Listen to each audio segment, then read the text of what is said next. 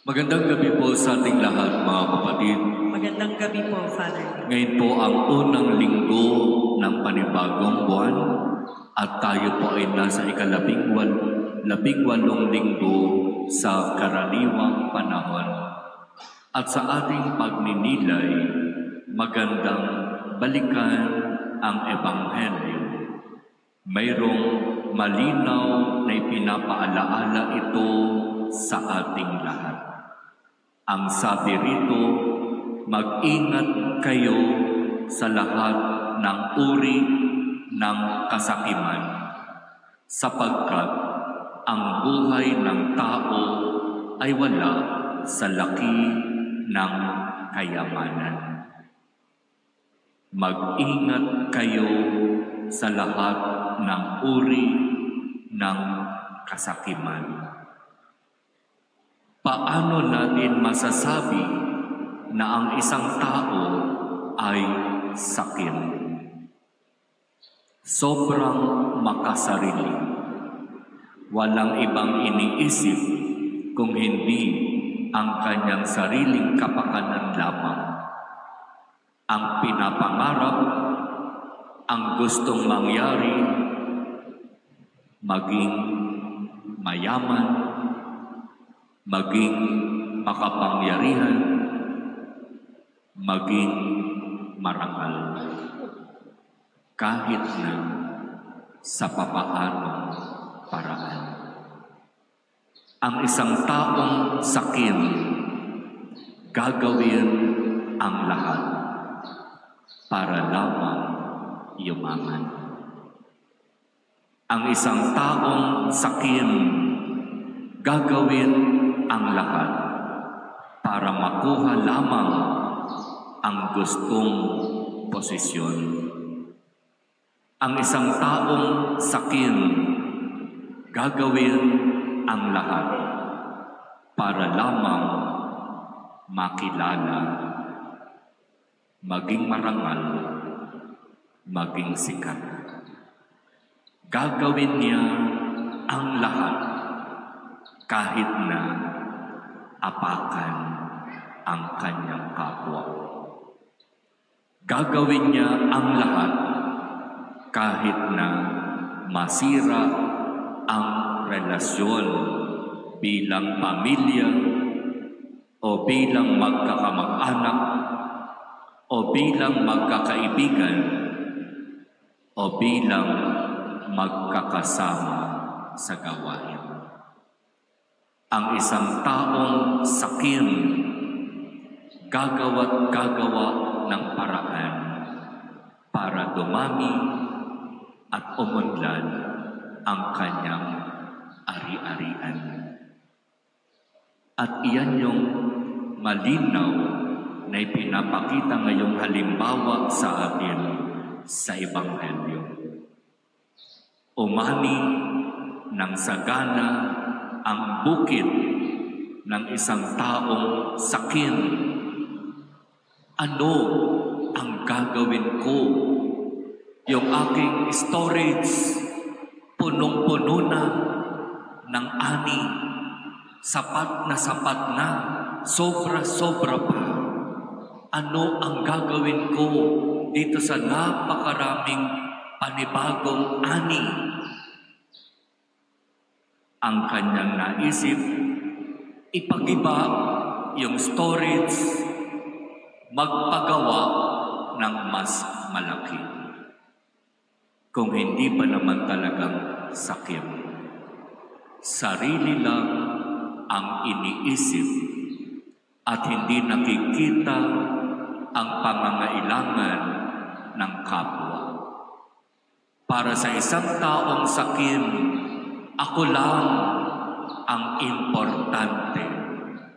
Ang sariling kapakanan ko lang ang dapat kong unahin. Kaya, iyon ang kanyang ginawa ayon sa Ebanghelyo, di ba? Giniba yung mas maliit na storage, nagpagawa ng mas malaki. At pagkatapos, sinabi niya sa kanyang sarili, ayan, maaari na akong mamahinga, maaari na akong magbuhay mayaman pahiga-higa na lang, pa-relax-relax na lang, papasyal-pasyal na lang, hahahay ang buhay. Ano ang sabi ng Diyos sa Ebanghelyo? Hangal. Ngayong ding gabi, babawian ka ng buhay. Saan mapupunta ang lahat ng pinaghirapan mo? Sa totoo, kung sasagutin natin ang tanong na yan, saan mapupunta ang kayamanan na pinaghirapan mo? Pag-aaway-awayan ng maiiwan. Kaya maganda rin balikan yung narinig natin sa unang pagbasa mula sa aklat ng mga maral.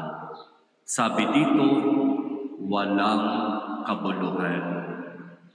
Walang halaga ang lahat ng bagay.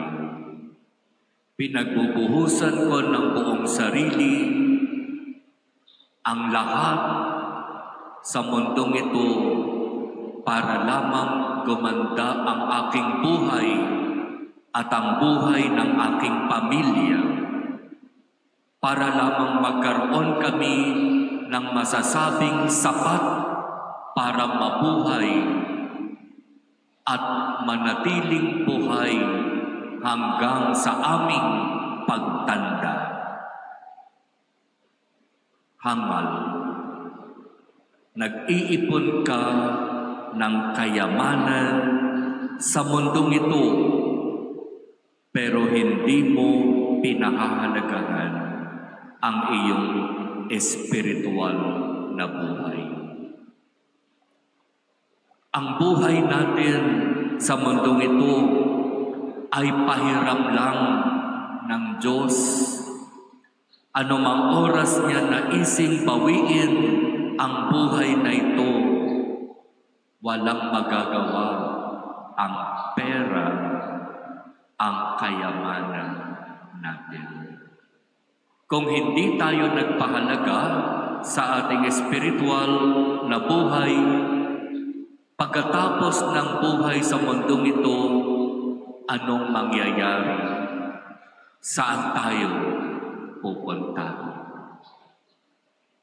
Marami ang naliligaw, marami ang hindi nakakaintindi.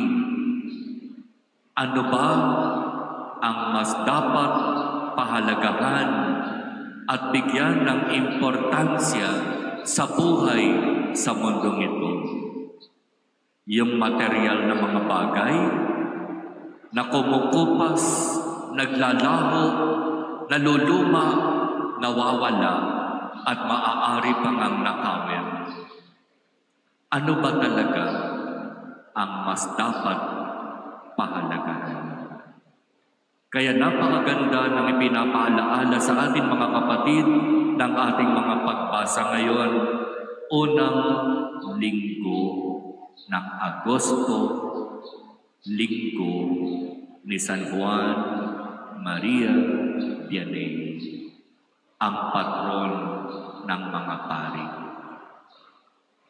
Sa kanyang buhay at halimbawa, makikita natin ang isang taong tunay na tumalikod sa materyosong mundo upang bigyang importansya sa kanyang buhay ang espiritual na mga bagay. Katangi-tangi sa kanyang buhay, maraming nagre-regalo sa kanya, maraming nagbibigay ng pera sa kanya. Pero lahat, hindi niya ginagamit para sa kanyang sarili. Ibinibili niya ng mga first class na mga gamit sa misa, mga chalice, siborium, mga mantel, mga gamit sa simbahan. Sapagkat para sa kanya, kung meron mang dapat na maging pinakamaganda sa lahat, iyan ay ang mga kagamitan sa misa kung saan ang ordinaryong tinapay at alak ay nagiging tunay na katawan at dugo ng ating Panginoon. Sa buhay ni San Juan Maria Vianney, ang pinakamahalaga at ang pinaka-importante ay ang mga bagay na maka-Diyos, mga bagay na para sa Diyos na magdadala sa Kanya sa piling ng Diyos. Kinilala bilang santo, huwaran, modelo ng mga pari. Napakaganda ng halimbawa ng buhay ni San Juan Maria Vianney. At yan din sana ang buhay na yakapin natin. Buhay na mas nagpahalaga sa mga bagay na maka-Diyos kaysa mga bagay na makamundo.